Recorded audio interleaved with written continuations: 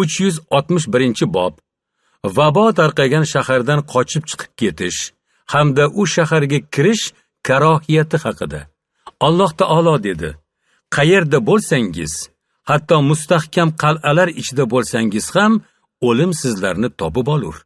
Niso surasi 78-oyat. Va o'zingizni halokatga tashlamang.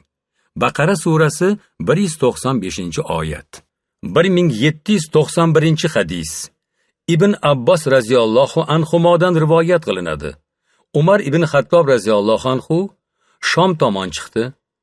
Sarg'iga yetganda unga lashkarboshilar Abu Ubayda ibn Jarroh va sheriklari duch kelishdi hamda unga Shom yurtida vabo tarqaganini xabar qilishdi.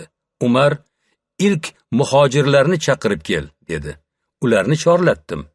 Shomda vabo tarqaganini xabar qilib, ularga maslahat soldi. Har kim har xil fikr aytdi. Ba'zilari: bir ish bilan chiqqansiz, endi undan qaytishingizni maslahat bermaymiz deyishdi. Boshqalari esa: siz bilan birga odamlarning qolganlari, Rasululloh sollallohu alayhi va sallamning sahobalari bor. Ularni bu vaboga olib borishingizni maslahat bermaymiz deyishdi. Umar: turinglar yonimdan, dedi. Keyin: menga ansoriylarni chaqiringlar, dedi. Men ularni chaqirib keldim. Ularga ham maslahat soldi. Ular ham muhojirlarning yo'lini tutib, har kim har xil fikrni aytdi. Ularga ham: turinglar yonimdan, dedi. Keyin: menga mana bu yerdagi Fath muhojirlaridan Qurayshning ulug'larini chaqir, dedi. Ularni chaqirib keldim. Ulardan biror kishi ixtilof qilmay, odamlar bilan orqaga qaytishingizni, ularni vabo tomon olib bormasligingizni maslahat beramiz, deyishdi. Umar odamlar orasida: men tongda otlanaman, sizlar ham otlaninglar, deb jar soldirdi. Abu Ubayda ibn Jarroh raziyallohu anhu: Allohning qadaridan qochibmi, dedi. Umar: ey Abu Ubayda, shuni sendan boshqa aytsa edi. Umar u bilan ixtilofga borib o'tirmadi.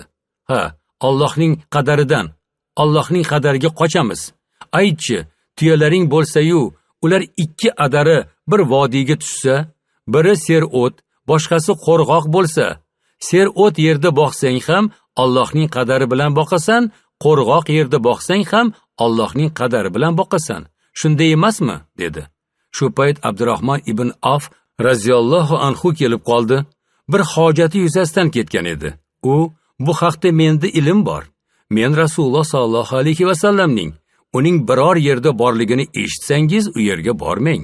Siz turgan yerda tarqalsa, undan qochib chiqmang deganlarini eshitganman, dedi. Shunda Umar Alloh taologa hamd aytdi va ortiga qaytdi.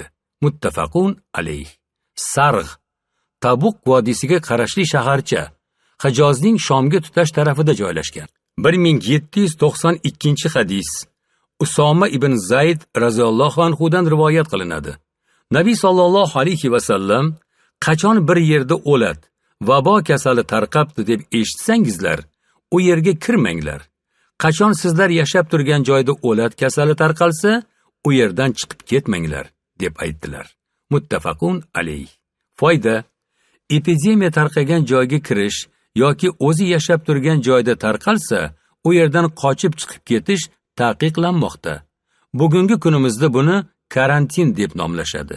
Chunki yashab turgan makonda vabo tarqasa, u yerdan qochib chiqqan kishi o'zi bilan birga zararli mikroblarni ergashtirib, sog'lom kishilarga yuqtirishi mumkin.